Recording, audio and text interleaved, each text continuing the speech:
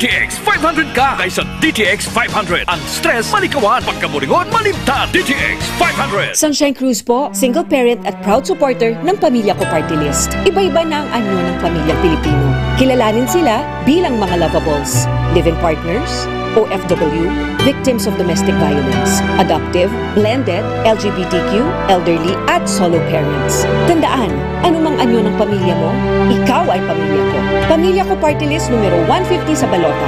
Sa May 12, pamilya ko ang ating iboto. This advertisement is paid for and by Pamilya Ko Party List, Kensington Street, Tahanan, Barangay BF Homes, Parañaque City. DTX 500. Ang pag-inom kag pagmanigarilyo sa lawas ang hindi maayo. Dapat adlaw-adlaw protektado. Mag DTX 500. Aga, udto, kagabi. DTX 500. Ang pangbawi kag super detox mo. DTX 500.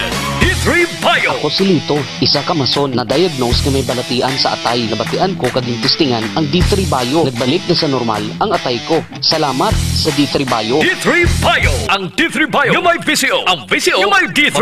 Mga butika. DTX Coffee Mix. Ako si Mundot Ausas. Madamo na sang kape na tilawan. Apang lain gid ang DTX Coffee Mix magluwas nga manami ang sabor. Nagkupos na ako nubag nga tiil. Pati akong arthritis wala na magbalik. DTX Coffee Mix. Mabaka sa mga butika. K5 News FM, championing the lives of the Filipino. Wow! May puso!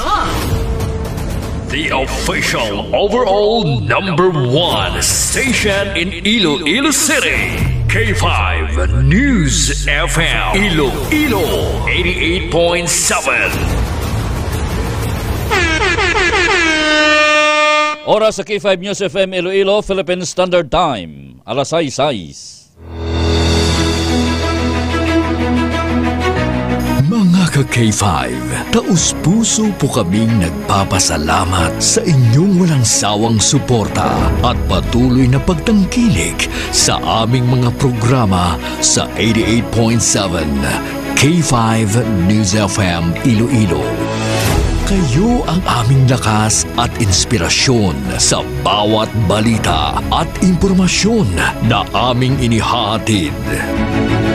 Kailanman ay hindi kami magsasawa at mapapagod dahil nakakataba ng puso na kayo ay aming mapagsilbihan. Ito ang nag-iisang kampiyon sa balita, kampiyon sa drama, kampiyon sa musika, kampiyon sa komentaryo, at kampiyon sa serbisyo publiko. K5 News FM, championing the lives of the Filipino. Kampiyon sa balita, kampiyon sa drama, kampiyon sa musika, kampiyon sa komentaryo, kampiyon sa serbisyo publiko. Bandera noon, K5 News FM na ngayon. Ito ang kampiyon nga istasyon, K5 News FM, championing the lives of the Filipino. D3 Bio Evening Newscast. The latest and the most comprehensive news of the day. Dito lang mapapakinggan sa D3 Bio Evening Newscast. Mga naglalakihang mga balitang lokal. Balita mula sa Luzon, Visayas at Mindanao. Mga balita sa labas ng bansa. Balitang sports at mundo ng showbiz. D3 Bio Evening Newscast. At ngayon, narito na ang inyong K5 News Team. Ka-K5, Sunny Sarabia Punay at Kimberly Caluyo.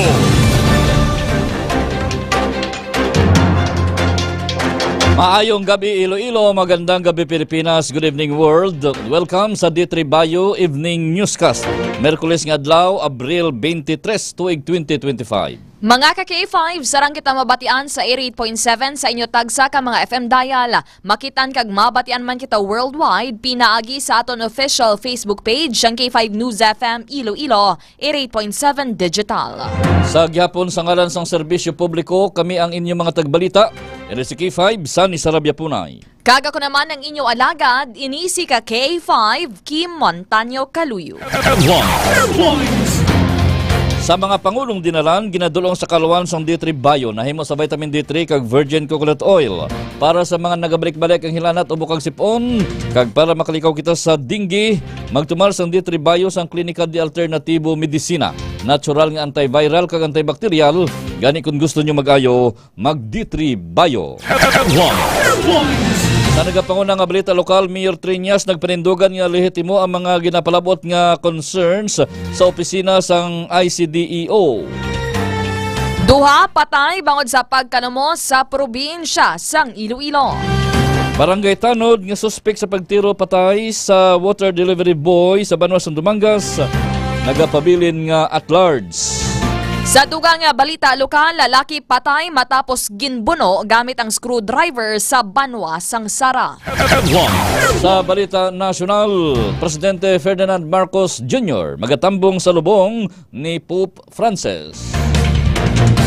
Sa dugang nga balita national, Department of Education ginpasiguro ang suporta sa mga manunodlo nga magabulig sa maabot nga eleksyon. Samtang sa balita international, pila ka mga world leaders nagapahayagman nga magatambong sa lubong ni Pope Francis sa Sabado. Kag sa aton balita sa patag sang sports, EJ Obiana preparado na para sa outdoor games. Kag sa aton balita sa patag sang entertainment, third runner-up Miss Universe 2024 ginbawian sang corona.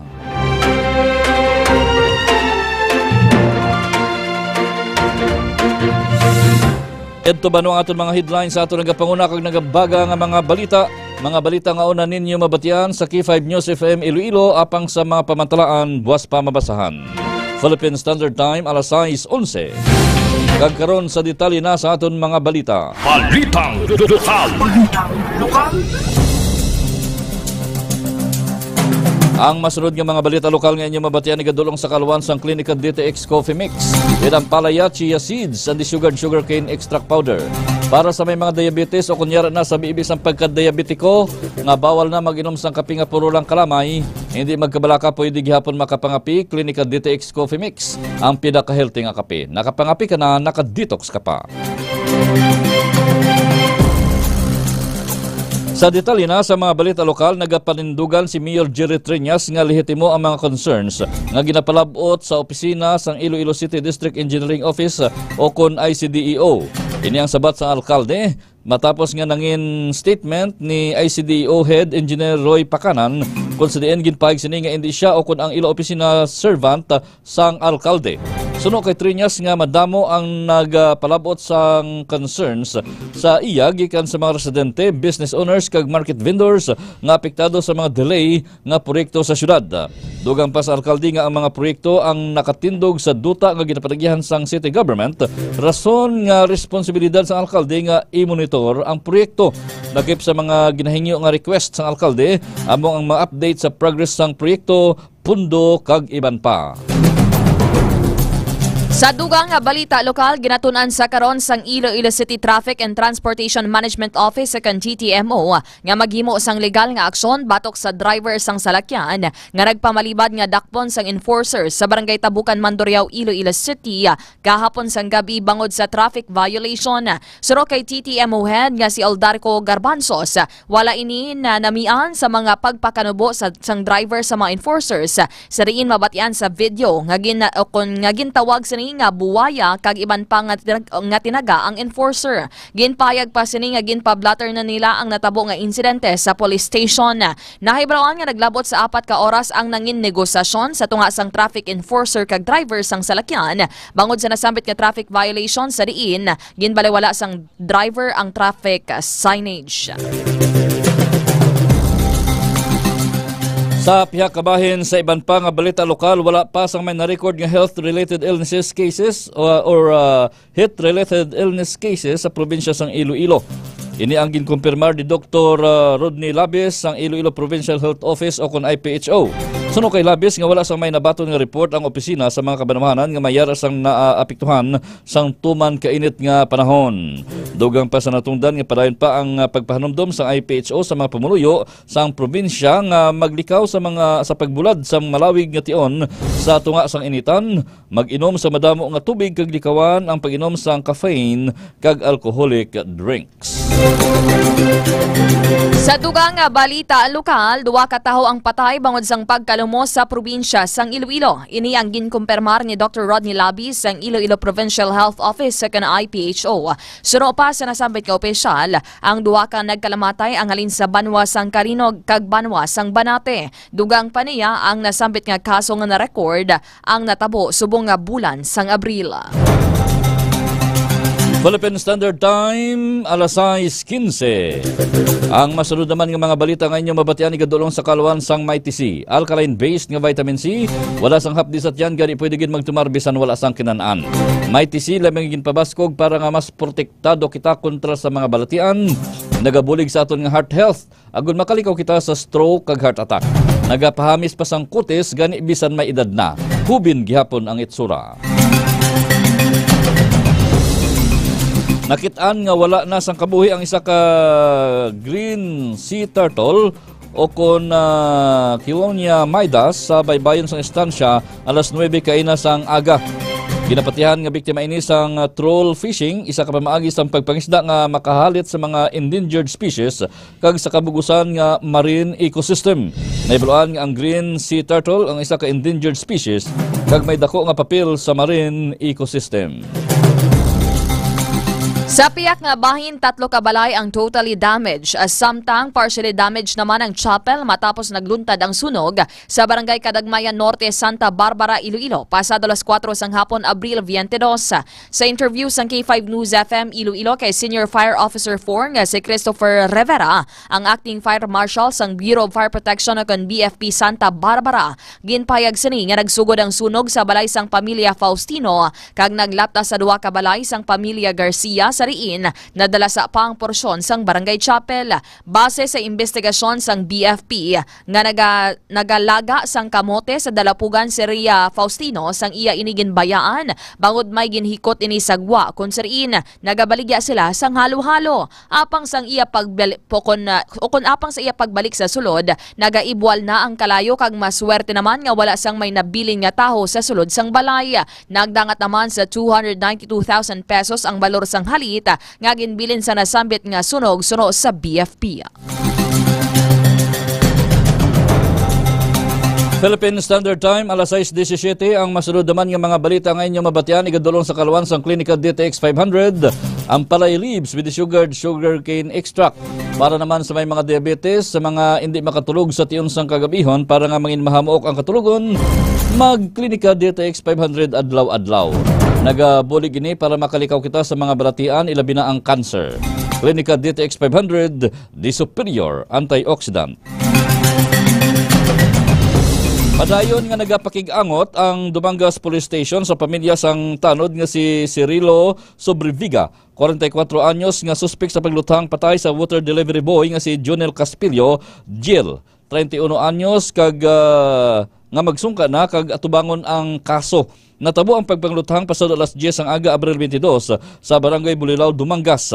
Sa interview kay Police Master Sergeant John Mark Tuason, investigador sang Dumangas Police Station, ginpayag sini nga ulihi nga nakitaan sa ilang backtrack sang CCTV ang paglabay sang suspect sakay sa motorsiklo sa New Road nga sakop pa sang sitio Bulilao. Posible nga ginbilin sini ang iya motor kag naglakat na lamang sa pagpalagyo. Nagapaday naman ang ilang hot pursuit operation agod nga maaresto ang suspect. Samtang limitado naman ang ginahatag nga impormasyon sang pamilya sang suspect. Sa dugang police report, patay ang isa ka lalaki matapos ginbuno gamit ang screwdriver sa sitio Kapinayan, Barangay Malapaya, Sara, Iloilo, alas 2 kaina sang kaagahon Abril 23. Sa pagpangusisa sang K5 News FM Sara, ginkilala ang biktima kay Abner Panes, 30 anyos kag residente sang Barangay Ardemil, Sara, kun sa riin ginbuno ini sa iya liog sang wala pa nakilalaan nga mga sospek. Apang sa karon mayara na sang 4 ka persona nga grakabig persons of interest amo nga insidente kag sa latest nga impormasyon gikan sa kapulisan, nadakpan na ang mga sospek. Nahibaluan nga halin sa barangay Malapaya ang biktima nga nagaselebrar sang besperas sang ila kafiestahan kag pauli na kuntani sa barangay Ardemil ang nasambit nga biktima. Philippine Standard Time, alas 6:19. Balitang National. Balitang National.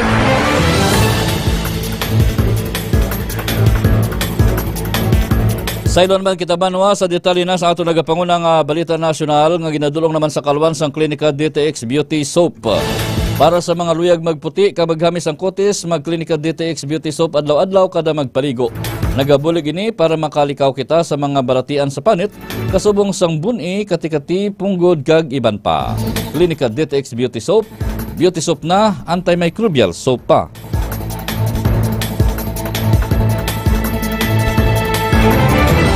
Ginanunsyo sa palasyo sa Malacanang nga magatambong sa lubong ni Pope Francis sa Vatican si President Ferdinand Marcos Jr.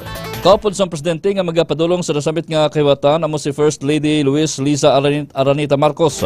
Naibulaan nga natalana nga sa ilohon sa St. Peter's Basilica. Subong nga Miyerkules ang bangkay sang 88 anyos nga Santo Papa agud may kahigunan nga ang publiko nga maghatag sang ulihi nga pagrespeto. Samtang ginalaw man naman ang pila ka mga world leaders nga magatambong man sa lubong sang Santo Papa. Sa dugang balita nasyonal, ginpadala na sang India ang ikaduha gikan sa ikatatlong batch sang BrahMos cruise missile sa Pilipinas. Sandig sa report gikan sa local newspaper sa India, ini ang kapareho sang unang battery nga ginpadala sakay sang Indian Air Force transport aircraft.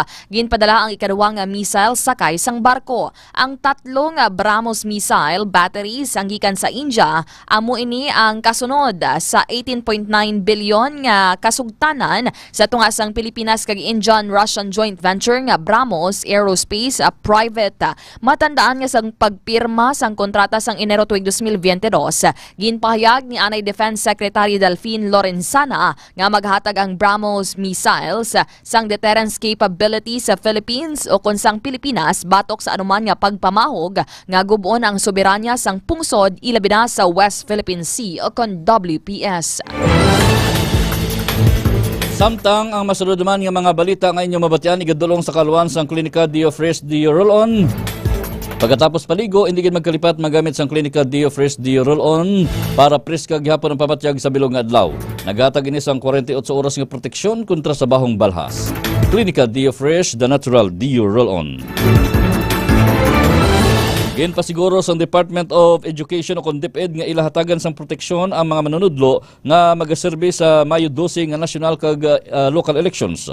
Suno kay DepEd Secretary Sani Angara, importante nga matagad sang suporta ang mga manunudlo sa tion sang piniliay. Mayara man sang ginpain ang DepEd sang Election Task Force nga amo ang maghatag sang real-time monitoring, assistance kag pagresponder sa tion sang eleksyon. Mangin fully operational ang DepEd Election Command Center humalin sa Mayo 11, Tubtub 13, kung saan ang headquarters amo ang makitaan sa siyudad sang Makati. Kaupod sang DepEd sa ETF Operation Center, ang Commission on Elections, Public Attorney's Office, kag pila ka mga law enforcement agencies.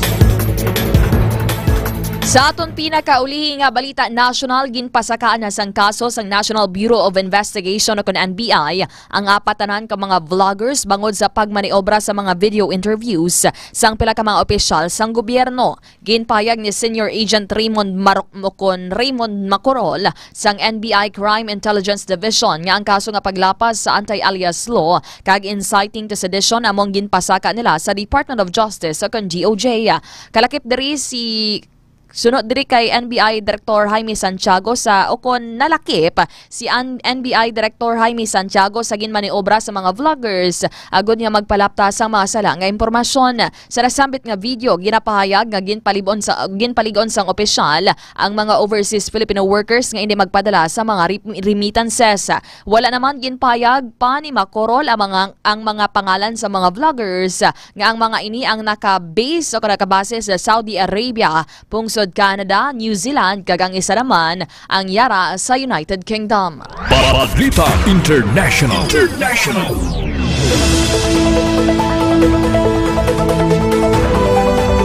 Sa detalye naman sa aton balita international, ginadulong naman sa kalawan sa extend the food supply for men with Maca and Clavo Huasca. Para sa mga madasig kapuyon, pirmi lang ginakapoy kag maluya na ang tuhod, mag-extend the food supplement for men. Imo ini sa Peruvian herbs kag maca root kag Clavo Huasca nga kilala sa pagpataas ang libido kag nagapanumbalik sa gana sa kama. Gani mag-extend the food supplement for men. Sa detalye na sa aton mga balita sa luwas ang pungsod, nagpahayag ang pila ka mga world leaders nga sila ang magatambong sa lubong ni Pope Francis sa adlaw nga Sabado. Lakip sa mga nagpahayag amusan da US President Donald Trump, UK Prime Minister Keir Starmer, Argentinian President Javier Milei, Ukraine President Volodymyr Zelensky, France President Emmanuel Macron, samtang kaupod naman si Prince William ang amay sini nga si King Charles III.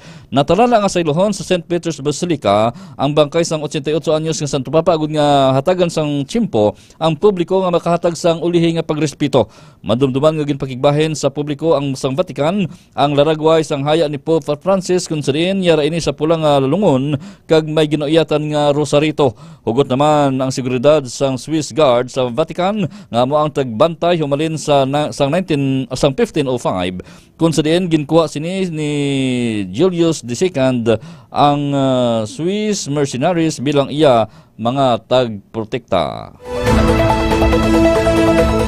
Sa dugang nga balita sa luwasang pungsod, nag-uyog tugas ang nagsigabo nga ammunition depot o depot ang sang Russia. Suno sa Defense Ministry Office sang Russia, natabong nasambit nga insidente sa ammunition warehouse sa defense facility sa Western Vladimir region. Ang nasambitan nga lugar ang nagapangunang nga area kung sariin ginahupot ang mga armas kag bala sa mga soldado sang Russia. Ginatudlo naman nga rason among naglupok ang isa sa mga bala nga amo ang nagtayog sa bugos nga bodega. Bangod diri, nagdeklarar ang Chris Hatch District sang state of emergency kag ang mga residente sa kaiping nga mga lugar ang ilan na nga ginpasaylo. Balitang Sports.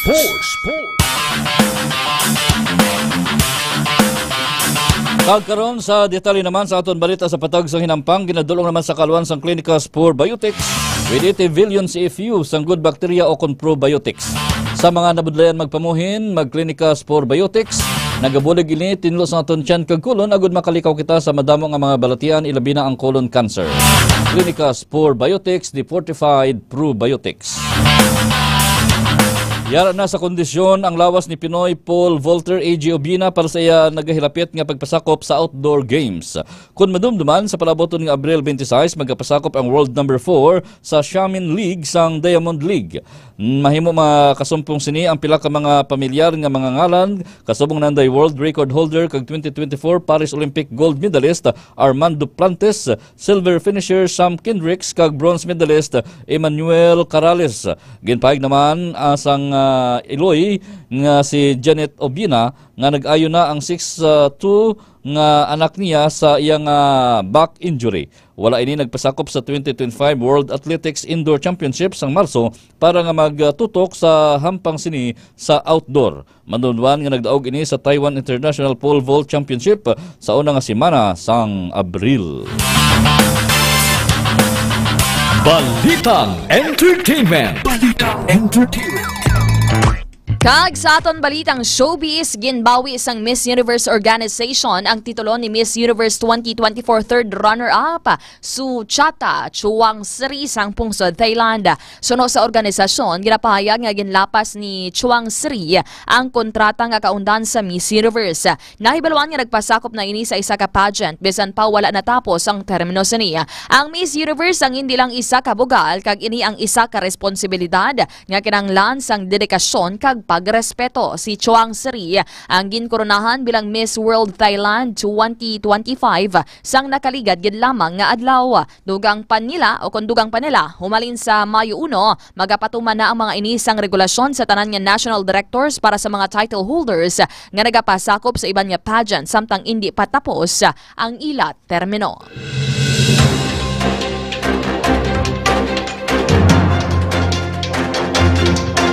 Samtang sa ato naman pinakamaayo nga balita sa Santiago 1:7 nagasiling. Kaya ang tanan nga maayo kag nagakabagay gid nga aton manabaton nagahalin sa Dios. Siya amo ang nagahimo sang tanan nga butang sa langit nga naghatag kasanag diri sa kalibutan. Kag bisan ini nga mga butang nagaliwat kag nagabaylo ang ilalandong, ang Dios wala gid nagabaylo. Philippine Standard Time alas 6:29 kag amay ito ba ang kabugusan sa ato nagapanguna nga mga balita sa D3 Bayo Evening Newscast. Good evening sa aton nga mga suki nga tagpalamatian. Of course, sa aton nga mga live viewers kay Mami Immaculate sa Distrito sang La Paz. Dira man kay Tita Rena Mapa sa Rizal La Paz. Of course, sa aton K5 Iloilo Solid Supporters Chapter 1 and Chapter 2. Sa aton dira nga mga viewers sa karon kay Sir Tristan Wyatt Vigula, Jurichi Lapating Branya, Maricel Baluro Casiple, Amoroso Glenn, kag sa iban pagdra kay Ma'am Remia Panes nga nagatutok sa aton. Sa aton K5 Mobile Taxi Patrollers, sa aton K5 WVTC Patrollers headed by Mr. Boyet Parcon and Mr. Hali Alcarde. Mga ka K5, padayon kamo nga mag-like, mag-follow kag share sa amon official social media pages, ang K5 News FM Iloilo 88.7 kag K5 News FM Iloilo 88.7 digital. Makitan kami sa amon nga Facebook page, sa amon nga YouTube channel, and of course sa amon TikTok account. Programa sa K5 News FM Iloilo sa gabi alas 7 tubto alas 9 ang programa Fonpal upod kay K5 Troy Tisoy.